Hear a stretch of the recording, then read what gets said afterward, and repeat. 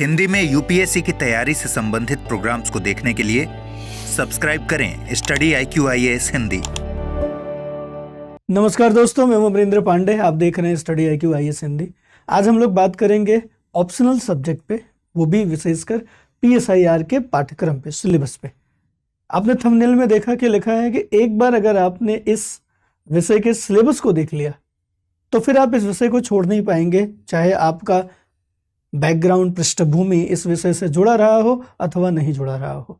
और विशेषकर अगर आप देखें तो जो टॉपर्स हैं उनमें बहुत सारे टॉपर्स ऐसे हैं जिनका बैकग्राउंड ये विषय हो नहीं सकता, क्योंकि वो बीटेक करके टेक्निकल बैकग्राउंड से आए हुए हैं या साइंस बैकग्राउंड से आए हुए हैं, लेकिन फिर भी वो इस विषय के साथ रैंक लगा रहे हैं।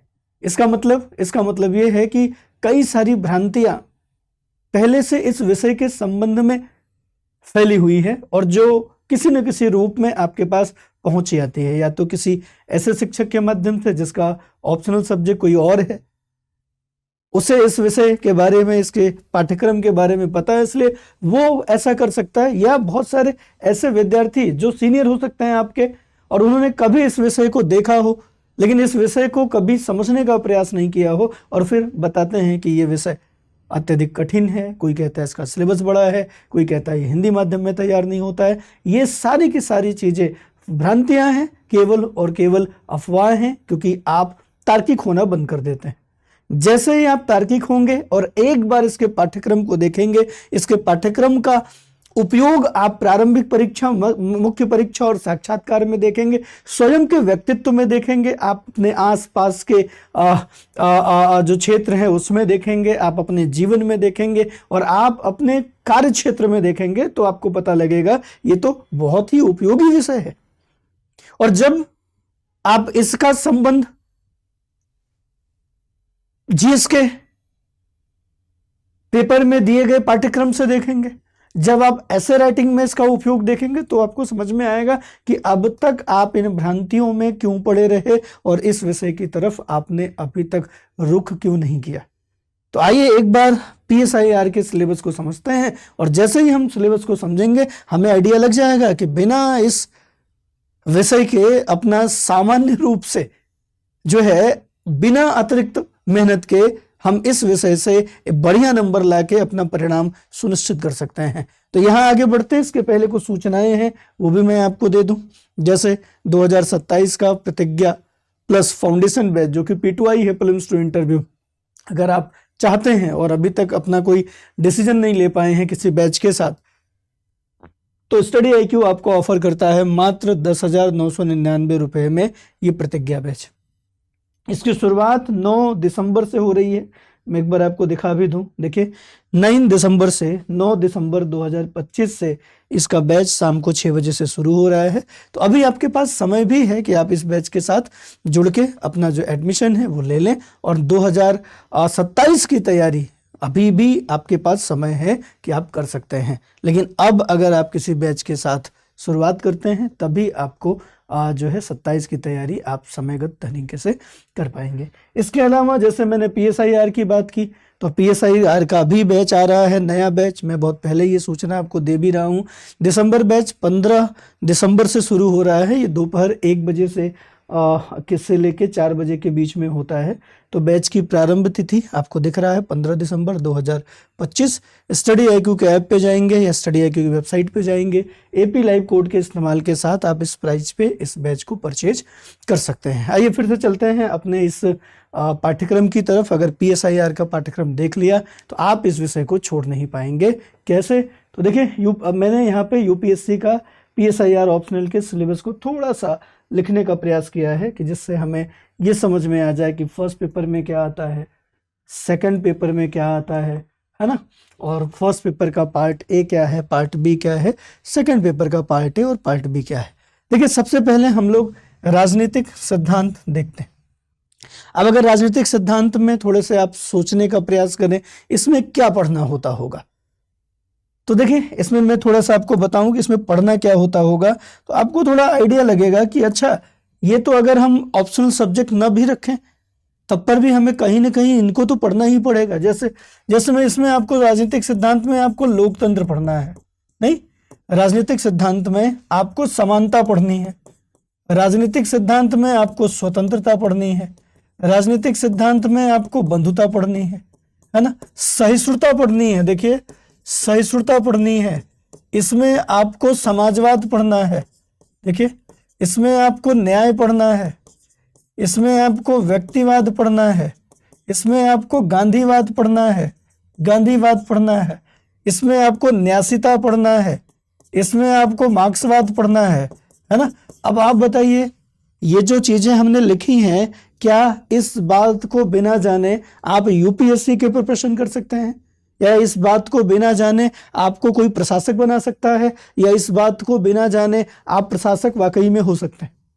जब आपको जस्टिस के बारे में पता नहीं होगा, जब आपको फ्रीडम लिबर्टी के बारे में पता नहीं होगा, जब आपको इक्वालिटी के बारे में पता नहीं होगा, तो कैसे आप प्रशासक बन सकते हैं? आप खुद भी नहीं फील कर सकते कि हम बिना इन टॉपिक को जाने प्रशासक बन सकते हैं।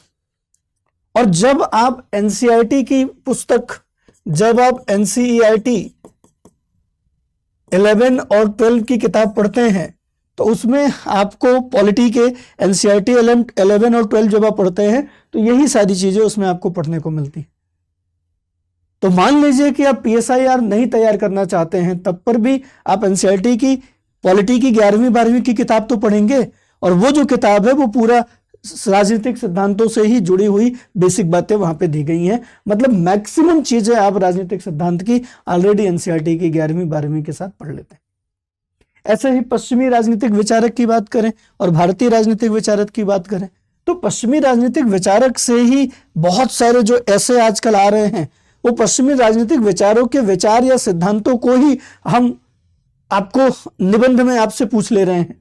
अब जैसे यहाँ पे हम प्लेटो की बात करेंगे, यहाँ पे हम अरस्तु की बात करेंगे, यहाँ पर हम मैकियावेली की बात करेंगे, मैकियावेली की बात करेंगे, है ना, मैकियावेली की बात करेंगे, या हम यहाँ पे रूसो की बात करेंगे, या हम कार्ल मार्क्स की बात करेंगे। इनके ही विचारों को तो निबंध रूप में आपसे पूछा जा रहा है। किसी भी इनके स्टेटमेंट को उठा लिया और आपसे सवाल पूछ लिया कि चलो ये वाली बात बताओ आप। तो ऐसे राइटिंग अगर आप कायदे से करना चाहते हैं, और सोचो 250 नंबर का आपका ऐसे आता है, और 250 नंबर के ऐसे को अगर आप कंप्लीट करना चाहते हैं, तो फिर आपके पास इस तरीके के लोगों की जानकारी होनी चाहिए, इनके विचारों की जानकारी होनी चाहिए, तभी आप ऐसे राइटिंग कर पाएंगे, लिख पाएंगे, अन्यथा नहीं होगा आपसे। भारतीय विचारकों में आप देखिए तो कभी आपसे कौटिल्य की बात पूछ ली जाती है, तो कभी आपसे मनु की बात पूछ ली जाती है, कभी आपसे विवेकानंद पूछ लिए जाते हैं, तो कभी आपसे गांधी के विचार जो है पूछ लिए जाते हैं, तो कभी एम.एन. रॉय के विचार जो है वो पूछ लिए जाते हैं, तो कभी आपसे अरविंदो पूछ लिए जाते हैं, अरविंदो। और इन्हीं लोगों के विचार आजकल बहुत ज़्यादा प्रभावी हैं, और जब से हमारी जो व्यवस्था है वो पूरी तरीके से तकनीक पे गई है, हमारा जीवन बड़ा कैलकुलेटिव हो गया है, तब से इनके विचार और भी ज़्यादा प्रभावी होने लगे हैं, क्योंकि इन लोगों ने गुणात्मक जीवन के बारे में अपने विचार दिए। और आजकल यूपीएससी को भी लग गया है कि बड़ी तेजी से सूचनाओं के साथ लोग यूपीएससी सेलेक्ट हो रहे हैं, इसलिए गुणात्मकता के साथ लोग आए, इसका प्रयास है। यही कारण तो है 4th पेपर जोड़ा गया, एथिक्स। और जब आप एथिक्स के 4th पेपर में जाएंगे तो आपको क्या देखने को मिलेगा, वहां के 1st यूनिट में यही विचारक देखने को मिलेंगे। 5 यूनिट केवल दार्शनिकों की बात करता है, केवल इन्हीं की बात करता। तो आप न भी पीएसआईआर तैयार करें, फिर भी जीएस में इन विचारकों को तो तैयार करना पड़ेगा। अब जीएस में जब इन विचारकों को आप तैयार करेंगे तो आपके लिए बड़ा टफ होगा, क्योंकि छोटी छोटी इनकी बातें हो सकता है आपको याद करनी पड़े। लेकिन अगर थिंकर्स के रूप में इनको आपने पढ़ा है तो आपको जीएस में, एथिक्स में 1st यूनिट और 5th यूनिट की जरूरत ही नहीं पड़ेगी। और बाकी जो पॉलिटी वगैरह आप यहाँ पे पढ़ेंगे पीएसआईआर में, उसके माध्यम से 6 यूनिट और 7 यूनिट हो जाएगा। तो एक बार अगर आपने पीएसआईआर पढ़ लिया तो एथिक्स के आधे यूनिट आपके तैयार है। मतलब एथिक्स में 7 यूनिट होते हैं, 4 यूनिट कंप्लीटली तैयार हैं आपके केवल पीएसआईआर पढ़ने से। इसलिए कह रहे हैं कि एक बार अगर आपने इसका पाठ्यक्रम देख लिया तो आप छोड़ नहीं पाओगे इस विषय को, चाहे आपका पृष्ठभूमि कुछ भी हो, आपने किसी भी विषय से पीजी किया हो या ग्रेजुएशन किया हो, आप सोचेंगे कि इस विषय के साथ आ जाएं, क्योंकि इस विषय की तैयारी में हमें आधा से ज्यादा समय तो बच रहा है हमारा, क्योंकि हम उसको कहीं ना कहीं तैयार कर रहे हैं। और बाकी जो तैयारी हमारी है उसको इसको तैयार करने पे वो तैयार हो रहे हैं। तो इतना ज्यादा एक दूसरे पर निर्भरता है, तो हम किसी अन्य विषय को एज ए ऑप्शनल तैयार करके समय क्यों खराब करें? क्यों नहीं इसी विषय के साथ हम अपना जो तैयारी है उसको आगे बढ़ा दें। आप देखेंगे आपको राष्ट्रीय आंदोलन पढ़ना है, पार्ट ए खत्म हो गया, पार्ट बी में आपको नेशनल मूवमेंट पढ़ना है। इसके लिए हम लोग कहते हैं कि बिपिन चंद्रा की किताब खरीद लो, बिपिन चंद्रा की किताब खरीद लो आप, राष्ट्रीय आंदोलन। फिर बहुत सारे विद्यार्थी करते हैं, कहते हैं कि सर ये तो है मेरे पास, हमने तो जीएस में मॉडर्न हिस्ट्री जब पढ़ी तब बिपिन चंद्रा ही खरीदा था और उसमें भी नेशनल मूवमेंट है। तो आप समझो, आप खुद कह रहे हो कि सर ये वाली तैयारी हमने पहले से कर रखी है, अब अलग से क्यों तैयार करें? तो मत तैयार करो, पार्ट बी तो आपका तैयार है। दूसरे में आप देखो पॉलिटी, भारतीय राज व्यवस्था, इसके लिए जब हम कह रहे हैं कि भाई कोई किताब ले लो आप कहते हो सर मेरे पास तो लक्ष्मीकांत है पहले से, तो और मैंने तैयारी कर रखी है, मैंने तो जीएस में सर पॉलिटी पढ़ रखी है, तो यहां क्यों? तो वही तो मैं भी कह रहा हूं कि यहां क्यों, फिर मत तैयार करो, ऑलरेडी आप तैयार हो। और मान लो आपका जीएस में पॉलिटी नहीं हुआ है तो यहां तैयार कर लो, काम खत्म, उतना समय 2 महीने का आपका वहां बच जाएगा।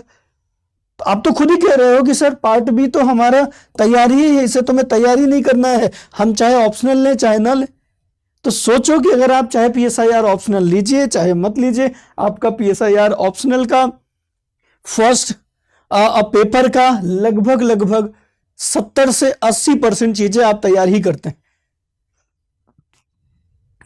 आप ये भी टॉपिक पढ़ते ही पढ़ते हैं, ये भी टॉपिक पढ़ते हैं, और ये तो आप पढ़ ही रहे हैं कंपलसरी, इसी रूप में पूरे खंड के रूप में आप इसको पढ़ रहे हैं।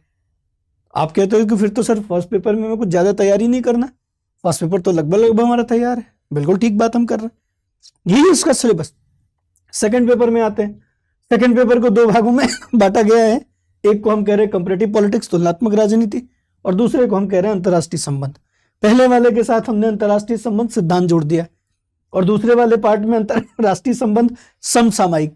समसामयिक का मतलब कंटेम्पररी, समसामयिक का मतलब करंट अफेयर्स नहीं, कंटेम्पररी। कंटेम्पररी का जो मतलब होता है कि एक ऐसा समय जो अभी से थोड़े दिन पहले का हो, थोड़े दिन पहले का मतलब हो 5-7 साल 8 साल का, कुछ ऐसा। एकदम करंट अफेयर्स नहीं, बड़ा कंफ्यूजन रहता है विद्यार्थियों को, सर आईआर जो आता है सेकंड पे उसमें करंट अफेयर्स बहुत होता है। नहीं, कोई करंट अफेयर्स नहीं होता। ये विषय आपको छूट देता है कि आप करंट अफेयर्स के कुछ भी चीजों को आप अपने उत्तर में उपयोग कर लें और उससे आपकी रचनात्मकता, क्रिएटिविटी और इंटरडिसिप्लिनरी अप्रोच आपको दिखने लगता है। तो उससे क्या होता है कि आपको थोड़ा सा आसानी हो जाती है और नंबर अच्छे उठने लगते हैं, क्योंकि आपका उत्तर जो है वो मौलिक हो जाता है, नेचुरल हो जाता है, क्रिएटिव हो जाता है, तो इसलिए नंबर तेजी से उठते हैं, गणित जैसा नंबर आता है। इसीलिए एवरेज मार्किंग पीएसआईआर का सबसे बेहतर है।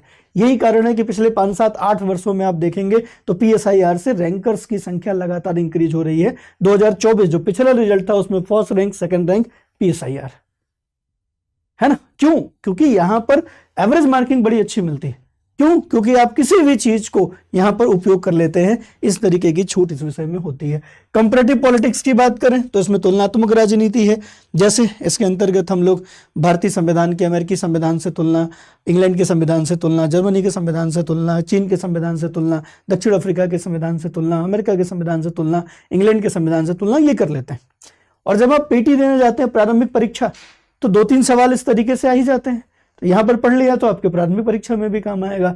बाकी मेंस को आपको ऐसे पढ़ना होता है। और ये बहुत इंटरेस्टिंग होता है कि हम अपने संविधान जहां जहां से स्रोत है वहां से कंपैरेटिव तरीके से हम पढ़ रहे हैं, तो हमारा पॉलिटी में जो समझ है वो थोड़ी ज्यादा बेहतर हो जाती है। हाँ, जरूरी नहीं है कि ये और भी विषय के लोग पढ़ें, तो और भी विषय के लोगों को अगर इस पूरे पीएसआईआर में जो बात नहीं पढ़नी होती है वो केवल यही कंपैरेटिव पॉलिटिक्स होती है, जिसको जीएस वाले विद्यार्थी नहीं पढ़ते हैं। बाकी सारी चीजें जीएस वाले विद्यार्थी पढ़ रहे होते हैं। अंतरराष्ट्रीय संबंध, इसमें थोड़े से सिद्धांत आते हैं। ये वाला जो पार्ट है सिद्धांत वाला, ये वाला आईआर जो है आपके जीएस के पार्ट सेकंड में मिसिंग है। मतलब जब आप जीएस का आईआर तैयार करते हैं तो उसमें आपको ये सिद्धांत वाला पार्ट तैयार नहीं करना होता है, उसमें आप आईआर का ये वाला पार्ट तैयार कर रहे होते हैं। तो सेकंड पेपर की अगर हम बात करें तो प्रत्येक विद्यार्थी का जो पार्ट बी है सेकंड पेपर का वो ऑलरेडी तैयार होता है। आप चाहे पीएसआईआर पढ़ो चाहे मत पढ़ो, आप पीएसआईआर पढ़ते हैं या पीएसआईआर नहीं पढ़ते हैं, इसको एज ए ऑप्शनल रखते हैं नहीं रखते, इससे कोई फर्क नहीं पड़ता। आपका ये वाला चीज, ये वाला खंड ऑलरेडी जीएस से तैयार रहता है, क्योंकि जीएस का जो सिलेबस आपको आईआर का मिलता है वो सिलेबस ऑलरेडी इसका है। और यहाँ की चीजें बिना पढ़े इसको लिखना कठिन है, इसलिए जब इसको आप पढ़ लेते हैं और फिर इसको आप पढ़ते हैं और जीएस में जब आप आंसर राइटिंग करते हैं इसको मिला के, तो आपको अपने आप ही औरों से बेहतर नंबर मिलने लगते हैं। औरों से बेहतर नंबर अपने आप आ जाते हैं, क्योंकि आपका उत्तर फिर क्रिएटिव और रचनात्मक जीएस का भी होने लगता है। तो सोचिए जीएस के भी सेकंड पेपर में ये आपको कायदे से कोऑपरेट कर रहा है और इसके कारण आप बेहतर जीएस लिख पा रहे हैं। इस तरीके से ओवरऑल देखेंगे तो जीएस हमारा बहुत ज्यादा स्ट्रांग और मजबूत हो जाता है अगर हम अपने विषय को, अगर हम अपने ऑप्शनल सब्जेक्ट को, अगर हम PSIR रखते हैं, अर्थात राजनीति विज्ञान एवं अंतर्राष्ट्रीय संबंध को अगर हम अपना ऑप्शनल विषय चुनते हैं तो हमारे लिए ये बहुत बेहतर हो जाता है। इसीलिए मेरा प्रयास था कि आज आप समझें, एक बार अगर इसके जीएस के, इसके ऑप्शनल के सिलेबस को अगर आप समझ लेते हैं तो फिर बड़ा सरल हो जाता है हमें अपना डिसीजन लेने में। और ये विषय बिल्कुल भी उलझाऊ नहीं है, इसका पाठ्यक्रम बड़ा नहीं है, क्योंकि अधिकांश पाठ्यक्रम हम तैयार करके पहले से रखते हैं। देखिए मतलब आप देखें तो ठीक अगर हम 2 पेपर मिला के 4 खंड माने तो 3 खंड तो आपने तैयार कर रखा है, एक ही खंड तो तैयार करना है तुलनात्मक राजनीति। वो भी जो तुलनात्मक राजनीति वाला खंड तैयार करना, उससे एक ही सवाल लिखने होते हैं। इसका मतलब कि ठीक देखा जाए तो आपका 80 से 90% PSIR आप न तैयार करते हुए भी तैयारी कर रहे होते हैं। तो घूम आप PSIR के आसपास ही रहे होते हैं, लेकिन आपको पता नहीं होता कि इसी को अगर विषय रख लें तो क्या होगा। तो यही होगा कि कम समय में बेहतर तैयारी होगी, अच्छे उत्तर कर पाएंगे, अच्छा नंबर आएगा, अच्छे परिणाम आएंगे, अच्छे रैंक लगाया जा सकता है। इसलिए ज़रूर इस विषय के साथ जुड़ने का प्रयास करें। एक बार मैं फिर से आपको दिखा दूं कि अगर आप PSIR ऑप्शनल एज ए वैकल्पिक विषय आप तैयार करना चाहते हैं तो मैं PSIR ऑप्शनल पढ़ाता हूं। मेरा नाम है अमरेंद्र पांडे और मैं पिछले 13-14 वर्षों से लगातार ये जो आप लोगों की तैयारी है उसमें मार्गदर्शन करता आया हूं। तो मैं इस उम्मीद से भी और इसलिए भी आपसे आमंत्रण करता हूं कि आप इस विषय से जुड़ें, क्योंकि इस विषय से अच्छे परिणाम, अच्छे नंबर आते हैं, समझ अच्छी बढ़ती है, साथ ही साथ व्यक्तित्व भी कमाल का हो जाता है। तो जरूर जुड़े। 15 तारीख लास्ट डेट है, लेकिन इससे पहले भी आप अपना एडमिशन कर सकते हैं। आप पॉलिटी खंड से, पॉलिटी में राजव्यवस्था में प्रेसिडेंट वाले खंड से अपने बैच के साथ जुड़ेंगे। तो मैं उम्मीद करूंगा कि आप स्टडी IQ के ऐप पे जाएंगे या वेबसाइट पे जाएंगे और वहां से PSIR के लिए जुड़ेंगे। आप कमेंट सेक्शन में देखेंगे तो आपके पास एक लिंक दिखेगा, जिसको आप क्लिक करके आप उस फॉर्म को भर देते हैं, गूगल फॉर्म को, तो आपको कॉल आ जाएगी और बाकी सारा जो गाइडेंस आप चाहते हैं, वो चाहे एडमिशन लेने से संबंधित या PSIR से संबंधित, उसकी जानकारी आपको मिल जाएगी। तो मैं उम्मीद करूंगा कि आप जुड़ेंगे। और अगर इस चैनल पे आप नए हैं तो चैनल को सब्सक्राइब कर दीजिए। क्लास आप देखते रहते हैं तो क्लास को लाइक कर दीजिए। अपने दोस्तों मित्रों तक ये जरूर भेजिए, क्योंकि बहुत सारे ऐसे लोग हैं जो ऑप्शनल के चुनाव में बहुत कंफ्यूज हैं। तो एक बार अगर उनको ये पाठ्यक्रम दिख जाए तो शायद उनका ऑप्शनल का डिसीजन लेना आसान हो जाएगा। चलिए मिलते हैं किसी दूसरी क्लास में, किसी अन्य टॉपिक पे। धन्यवाद। जय हिंद। हिंदी में UPSC की तैयारी से संबंधित प्रोग्राम्स को देखने के लिए सब्सक्राइब करें स्टडी IQ IAS हिंदी।